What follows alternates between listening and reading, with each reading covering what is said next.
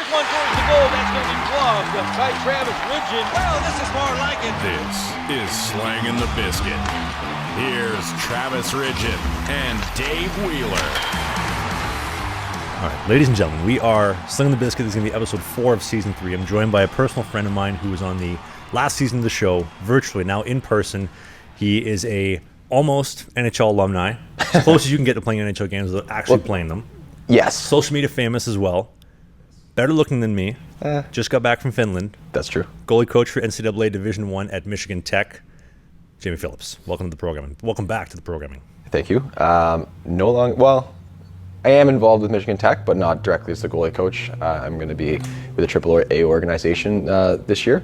But everything else you said was true, and I like it. It was factual based. It is factual based. I'm impressed that you have seasons of your show, because with my podcast, we just have episodes, and I always forget what episode we're on until I upload the clip to the Google Drive. Well, I got to give a shout out to my normal co-host, Dave Wheeler. He has hazed me into doing the seasons instead of the episodes, although I do need to update the cover art for season 3. This is now season 3 since new team, new season, all that kind of stuff. Oh, so you're going yours like by hockey season? Basically. Oh, because like for me, when you see season, like immediately I thought it was like TV show, like Friends season 2, but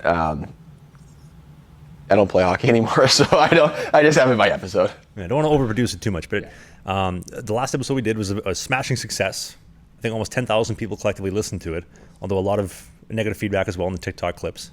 I think it's weird because I guess it's biased because most people wouldn't like directly reach out and message me, and actually no, people do reach out and message me and tell me I suck, but most of the all the people that messaged me really had good things. It was the comments from like the little clips that were all negative, and I think it's funny because like I guess it's like if you don't listen to the full podcast, you get it. Although you did enlighten me that people that did listen to the full podcast still had some negative comments, which is fine. Far less though. Far less. Okay, so that's better. Which everyone's like definitely allowed to, but it's like one of those things where it's like with social media, it's like, if you would say that to someone in the bar, why would you, if you're not going to say that to someone in a bar, like why would you comment that? And if someone came and said that to me in a bar, like I probably am not going to punch them in the face. I'd be more like confused about why someone wants to try to ruin me having a drink, but it is what it is. Well, we were just talking about this before we started recording live, was, Bood was mentioned, as you'll see here in the background on the video version on the third angle of the show, that it's probably most of the people that are packing buses for the AAA teams that are leaving comments in the TikTok version. This guy sucks. Just be better. Just be better. You could have made the NHL if you were better. Oh yeah, it's just like, and it's because we definitely talked a lot of good things before the show. But the example I give is like because I had to accept that like I definitely maxed out as good as I could have gotten. Before you get into that, why don't you back up and just actually tell the story about why people were so bent out of shape by that? Well, in the last podcast we just got into like my career and my journey, and I explained a lot about how the business of hockey works for guys that aren't like the Carey Prices and the Vasilevskis and the Saros that are getting like, actually even Saros played in the American League too, that are getting like just massive opportunities. Obviously very good goalies, but for some goalies it's not as easy, and if you're not a first round or second round draft pick, or the team hasn't signed you as a high free agent, there's not as much incentive for them because it's a business, and get that. And so for me, I was signed by a team not out because they really wanted me, it was more of a necessity, and people really thought that I was complaining about it, and I wasn't. Like I have no complaints about anything. I'm very thankful for all the opportunities that I've had in hockey and in life, because it's allowed me to be where I am now in a position to educate, and position for me to pay for my extremely expensive tuition and all these things, and I'm super grateful for that. But there's also a reality to it, and sometimes the reality isn't as cupcakes and rainbows as everyone wants it to be, and that's okay. And so people really didn't so there's always like this concept, this idea that like anyone who doesn't make it in sports and says something remotely negative, therefore is like just complaining or just be everyone just gets like so bent out of shape about it.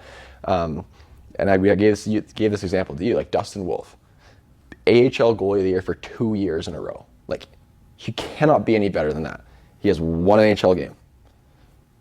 Well, why doesn't he just be better? He'd be in NHL more. Well, no, it doesn't work like that. There's Jacob Markstrom, Vladar is there, both very good goalies. Calgary was in a playoff spot the year before. They were pushing for a playoff spot this last season. They're not just going to get games. But then you look at like Devin Levi, again, very good goalie. He's able to jump in right from college and get games because Buffalo wasn't in a playoff spot. So if you are a team, like, and I tell this to guys that I come across that are free agents and things, like if you have an opportunity, you sign with the weaker team because you are going to get more opportunities to play. If you sign, look at the goalies through Montreal's depth chart since like when Carey Price was playing, like you couldn't advance. You could maybe become Carey Price's backup, but you're not going to have a 20-year-old backup with no experience. You're going to bring in the Halaks and the Allens and those kind of players, and it makes it very difficult to progress. And it's not because those goalies are bad goalies, but again, it's the internet. People are going to say what they say. It didn't hurt my feelings. I was just like reading them, and I was like, man, people sometimes are so off the mark with reality that it's just like, I don't know how some people even can walk outside with the way that they're thinking. Well, there is one outlier to the rule. Yeah. And a reality check comes from the team at Sheath Underwear. They're presenting sponsor for this show. They have been since day one. Let's get into it. So Sheath Underwear. Sheath Underwear, again, has been with day one of the show because they are incredible. They have this dual pouch technology for underwear, so you can put your dick and your balls, put your rock into the pouch so they're not sticking to the side of your leg. They're not bat winging. They're not sticking all, conjungled and congealed up there. Everything's compartmentalized. They're aerated. They're breathing just the way they should be. Sheath also combines their incredible cooling bamboo mesh technology, cool on a hot summer day, insulated on those cold winter nights, and it is truly the best underwear money can buy. Pioneered by a former member of the U.S. military who spent time in Iraq and Afghanistan, not changing his get gel for 6 weeks at a time, and he says, you know what? I got to come home and fix this. Enter Sheath Underwear. If you're on the video version of the show, or if you're listening on Apple or Spotify in the car, pull over and safe to do so in the podcast and notes. But for the video version, you click the video link in the description, and the code BIZKIT69, BIZKIT 69, will get you 20% off the best underwear money can buy, only from Sheath. I think Dustin Wolf could use a pair of those. One of the goalie coaches that I met when I was in Finland, he listens to your pod and he bought Sheath Underwear because of it. And he says like, these are the best underwear I've ever had. So I think I need to get myself a pair of these. I got a used pair upstairs if you want them. Yeah, whatever. Just give them to me. Don't wash them either. Lightly used. Ever tell you the time I sold Pro return, right? Yeah, you're pro return underwear. When I was, because every summer I do like a liquidation special for like all my gear, from gloves, blockers to last summer I was selling a jock strap, like a Vaughn V3 7500 cup, 10 years old. I sold it for $12 plus shipping, US. Someone wanted to. And they said very specifically, do not wash it, and I did not wash it. Oh, okay, that's like I guess in today's like internet culture, there's like OnlyFans and like selling your socks online and whatever. So I remember once I sold a chest protector and someone had the same request. Like, I want to buy a chest protector, please don't wash it.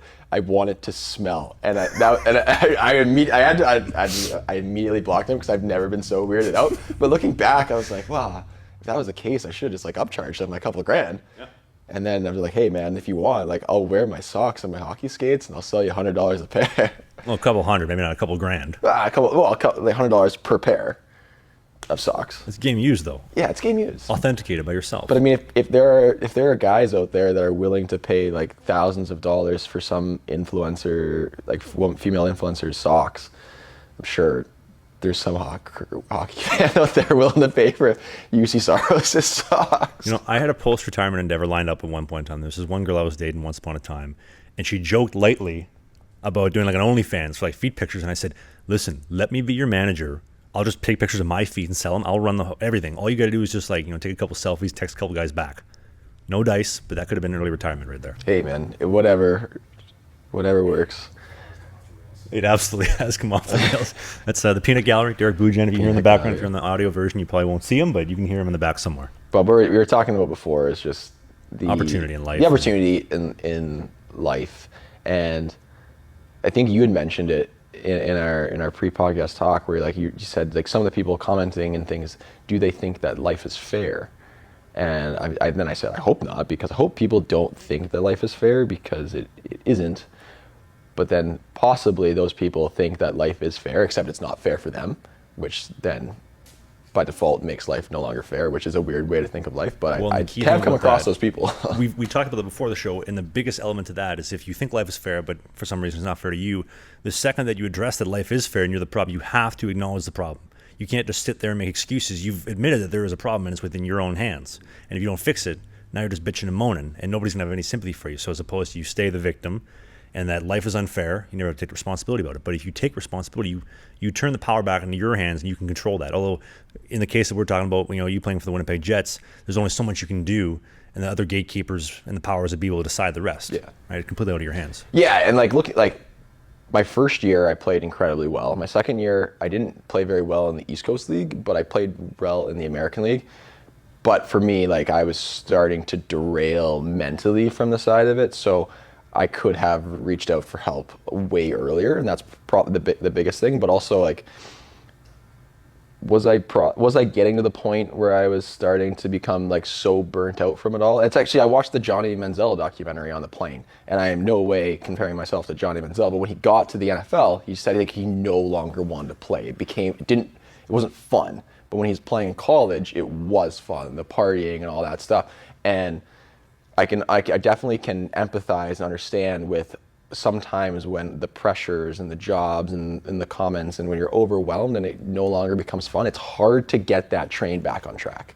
And for me, it wasn't the partying and the money, and because it wasn't any of that. It was just I wasn't enjoying it. I was frustrated with the call-ups and getting sent down and all these things, and I started to drift and be what would life be like if I wasn't doing this?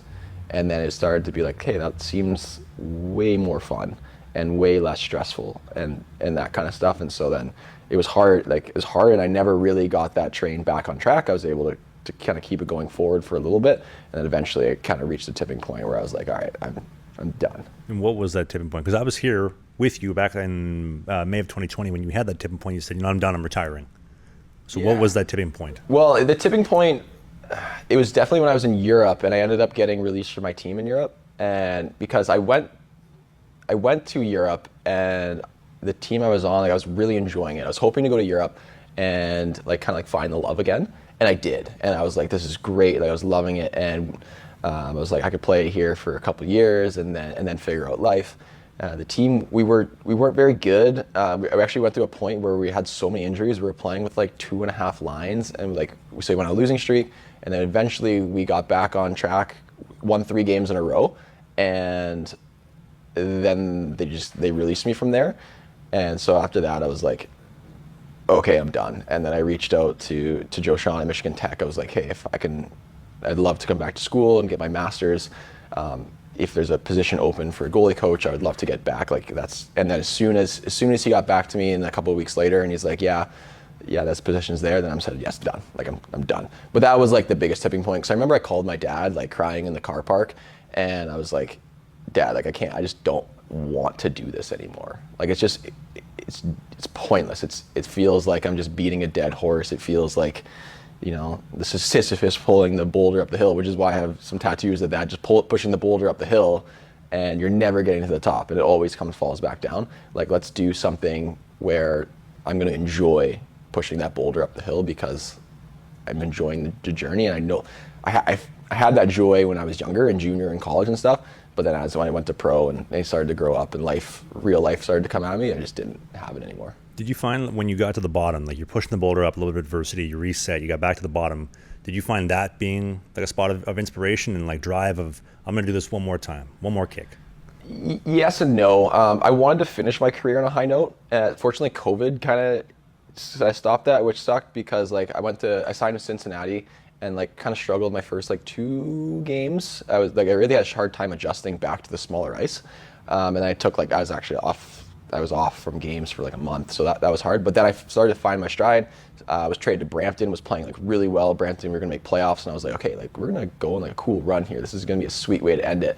And then COVID shut it down. So that I guess I can't really say that. You're gonna have to bleep those out. But which part? The COVID part. Oh, scamdemic's over. Yeah, because I know that. I know the algorithm it kind of punishes you when you say that. But we can talk about it now. Yeah, but then. Yeah, so that really sucked. But at the bottom, one of the things that I realized in terms of why I love coaching so much, I was playing with Michael Hauser in Cincinnati, and we were doing our goalie skate, and we're talking, and there was some things I was seeing in Hauser's games. I was hey man, why don't you try doing this or try doing that? And I ended up kind of I was coaching my goalie partner a little bit, and I was this kind of seems counterintuitive, because now he's gonna play over me more, but I really enjoyed coaching his game.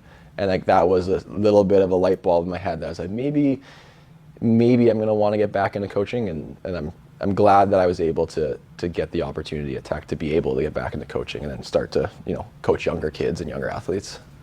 And so now fast forward, I know, a lot of change in those last 3 years, but now you're doing the full-time, I guess almost full-time coaching thing, social media coaching. 'Cause I know we kind of went through a little bit of a patch where you didn't feel like you know what you wanted to do, what direction you wanted to take it. You're like, I have this education, I played in the American League, I played in the East Coast, I've accomplished all these incredible things. Like, where do I go? What do I do?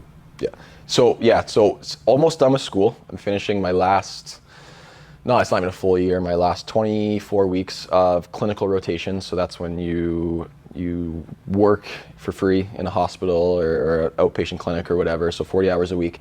I'm going to be coaching in Grand Rapids, just like helping out, making sure I have some teams, I'm in charge of their goalies, going to be doing some stuff privately that I'm really looking forward to.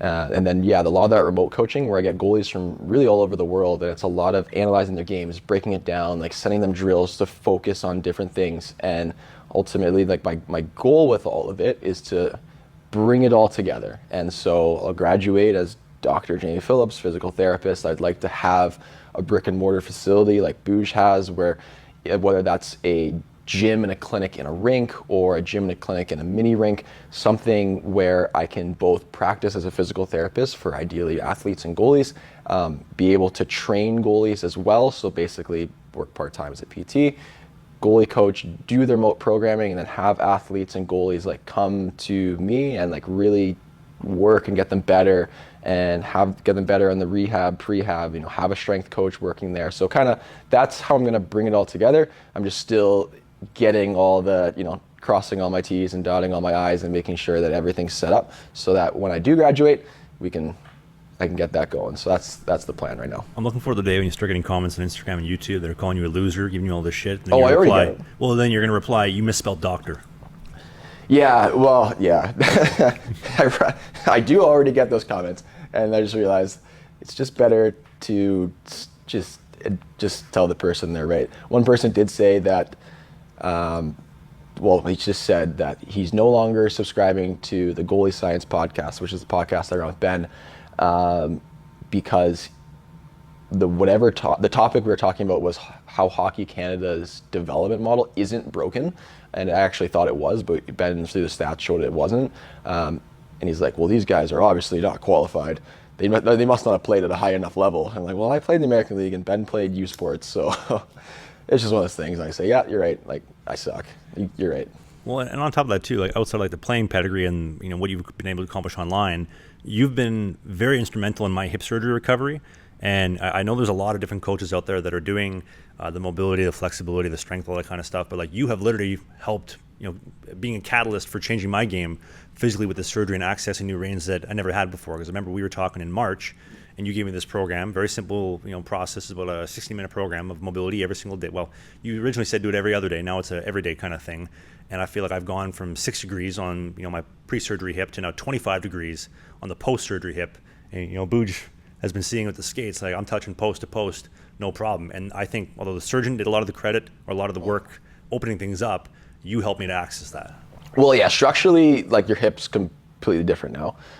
They shaved, did you have a cam or pincer? Cam. Yeah, so they shaved part of the head of your femur down, and now you're going to be able to get there without that bone-on-bone contact. And the one thing thank you very much for the kind words. I remember earlier I was like, hey, like don't do too much too early, because most athletes tend to want to do too much too early. And I think you and your physio that you worked with in Vancouver did a really good job of kind of finding that perfect amount of what you needed to do. And like when I sent you that program, I wanted to make sure that you ran it by him, that it wasn't going to put you over the top in terms of excessive, kind of training.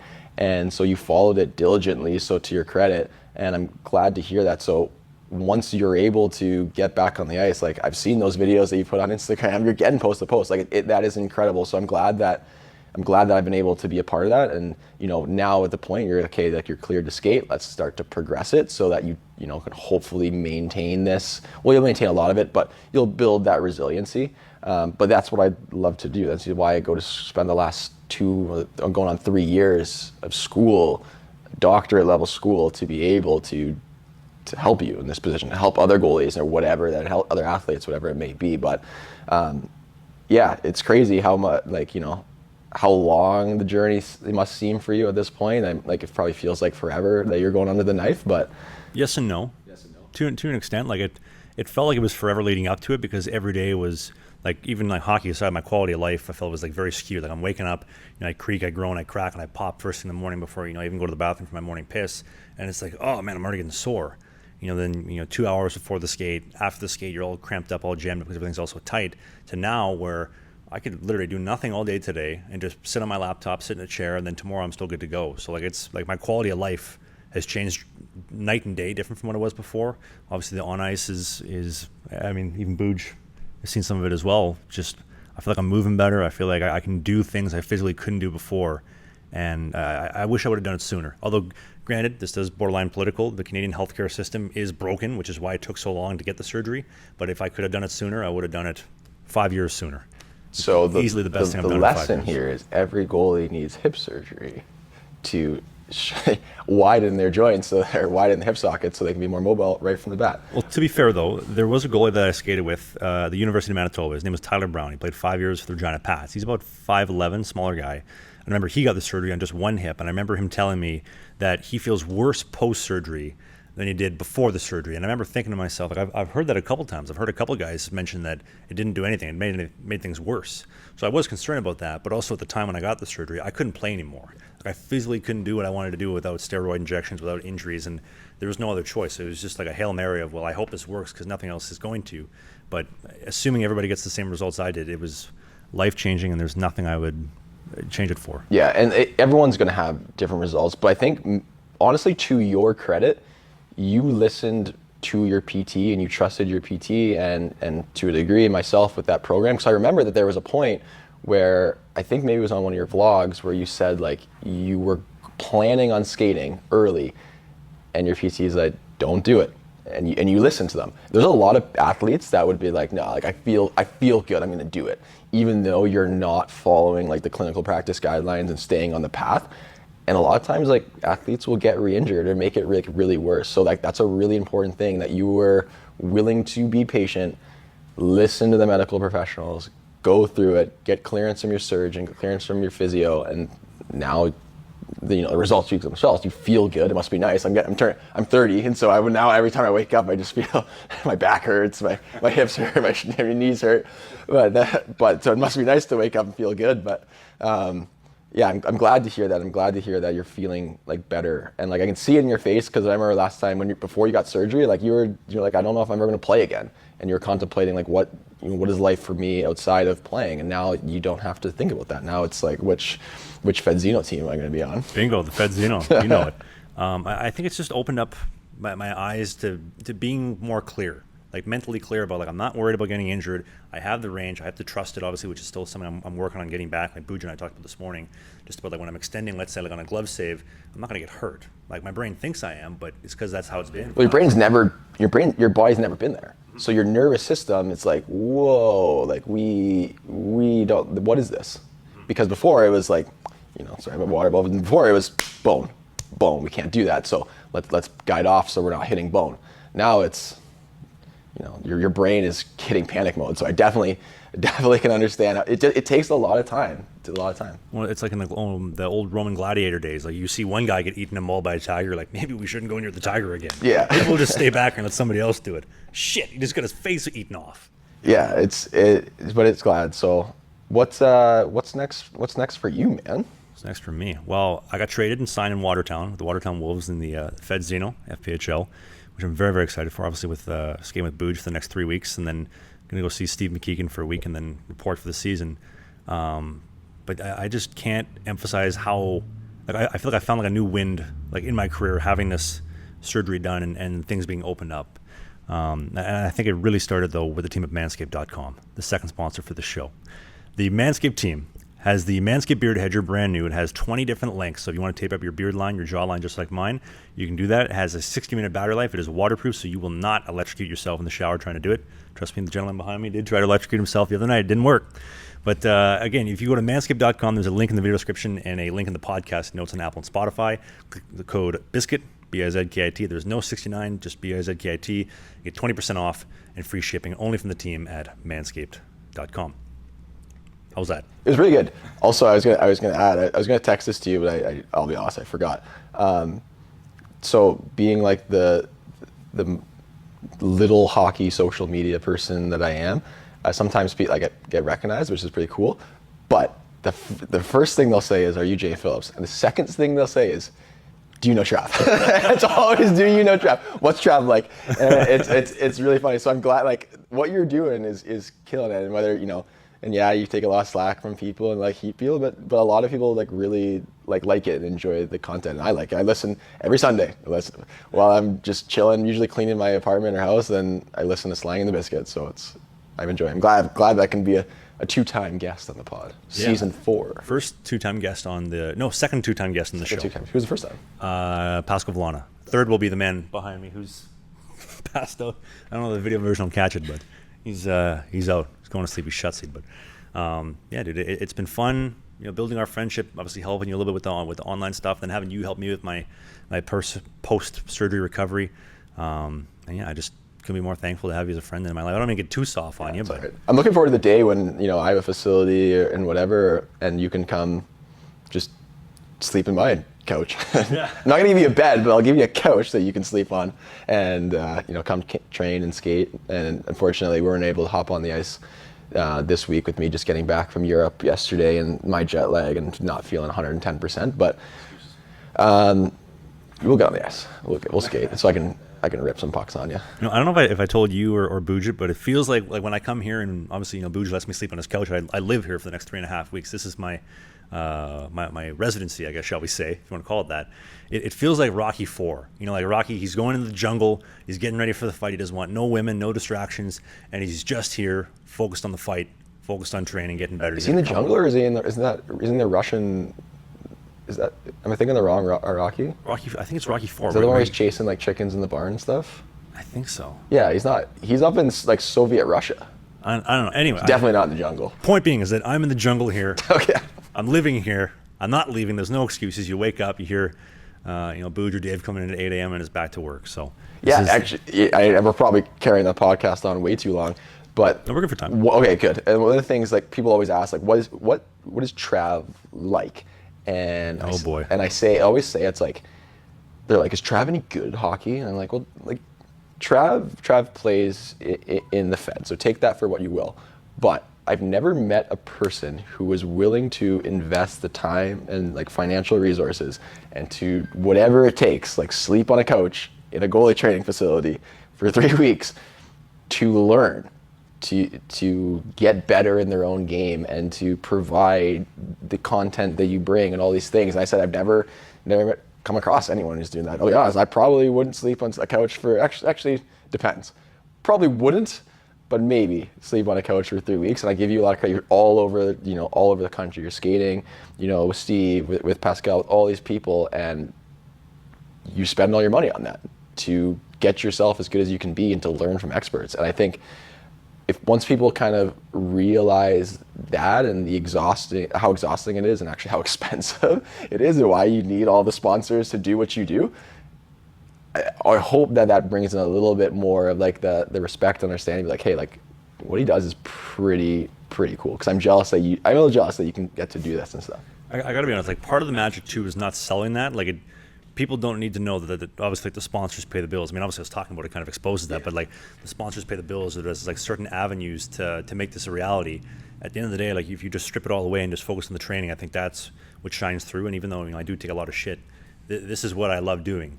And when you really boil it down, I know we talked about it, you know, an hour ago before we started recording, but when you compare, I get to travel, I get to live in Booj's couch for 3.5 weeks here at the facility and skate and work out every day. It beats getting blown up in a ditch in the Ukraine any day. Like it does not get any better when you think about it like that. Yeah, that is true. And there's definitely really, there are some bad situations in life, and like I think we definitely take things for granted. But that's I think the biggest thing that I try to portray to people in terms of when they ask me like what you're like. And I think like basically you're one of the most dedicated people in terms of what you want to do to educating yourself on the game of hockey and the position of goaltending. Well, I want to be clear too. Like, I don't get everything right. I make a lot of mistakes, but I'm giving it my best to try to uncover those answers and not leave the stones unturned. And I think even like just living in Sweden, where we're, me and my roommate Liam Sweeney, we're living in a tool shed that's 200 square feet, $1,500 a month for rent, and we're pooping in a bucket. Like, that put into perspective for me. Like, literally, that put into perspective for me. If I can do this, imagine if I'm living in an actual house. Imagine if we get a morning skate every day. Imagine if all these little extra things, like even in Watertown, where like we can have breakfast at Tim Hortons on the house because they hooked the boys up after we got a Tim Hortons sponsorship. That's big time. Yeah. So like for example, when like they do the switchover, I guess like 10:30, 11, instead of throwing out all the donuts and the bagels, they just throw them in a garbage bag. Somebody goes picks it up, brings it to the rink. So think about that though. That is the most like minor pro thing I've ever heard. But like, think about that. That's pretty good. And when you're thinking about someone paying $10,000 a year for AAA hockey, they're not getting that. Like, I'm privileged enough where I get to skate for free every single morning, 10 to 11:30. We get the Tim all Hortons the stale bagels you want. All you can eat stale bagels. Well, here's the trick. Just put them in a little like Ziploc bag, get a little like wet like paper towel, and just leave it in there for like 30 minutes, maybe like microwave it for a couple seconds, and it'll re-moisten. Like, there's hacks to the game. There's new levels to the game. You just got to unlock them. I'm all for that because I don't like wasting food, and if there are hungry Federal Hockey League players out there, let them eat. Yes. Let them eat. Well, I will say after having pizza and chicken parmesan at the Olive Garden and the all-you-can-eat salad and soup for 3 months straight, I never wanted to, and I have not had chicken parmesan since.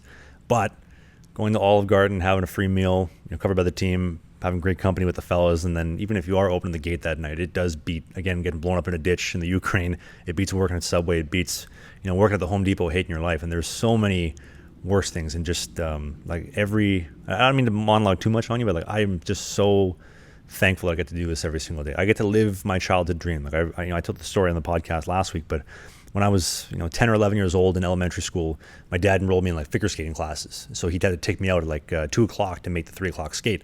And I remember like leaving thinking like, this is awesome. Like my friends, well, I didn't have any friends, but my classmates are in school learning like a bunch of nerds, and I get to go skating. It's like, what if I could do this for my entire life? And now fast forward here, I know that if 10 or 11-year-old me saw this, would be like, oh my God, we get to skate 10 to 11:30 every single day, Monday to Friday. We're traveling. Like, this is like 10, 11-year-old me would be so happy with, getting this opportunity. And I don't want to let that version of myself down. No, and that's ultimately that's what matters the most with hockey. And as long as you're enjoying what you're doing, all that matters. I think also too, like just realizing how expensive hockey's gotten, and if my parents had me 5, even 10 years later, I never would have played hockey. So again, bypassing those gatekeepers of, they had me earlier, I should say, which, open to interpretations on how you want to take that. But, I bypass these gatekeepers and I get to do this for a living, and it's just the greatest thing I've ever accomplished. And people like you make it possible. Derek Bujan make it possible by allowing me to sleep on his couch for 3.5 weeks and not bring the blue light up there, which is great. And I just couldn't be happier to do it, man. So anyway, this is the episode of the podcast. This is the first ever episode where I have had 0 notes, 0 ad reads lined up, and we've gone for, I think, 40, 45 minutes-ish. So if you are listening to the audio version, I want to say thank you so much for listening. We do a new episode every Sunday at 11 a.m. Eastern, 10 in Winnipeg, 9 in Calgary, 8 a.m. on the West Coast. If you're on Apple or Spotify, please leave a review, leave a little 5-star, let us know what you think. If you're on the YouTube version, leave a comment. I would love to hear you shit talk Jamie and get back to you in the comment section, as well as you have any questions, concerns. Leave a like, subscribe, and I will see you for the next episode of the podcast next Sunday on Slangin The Bizkit.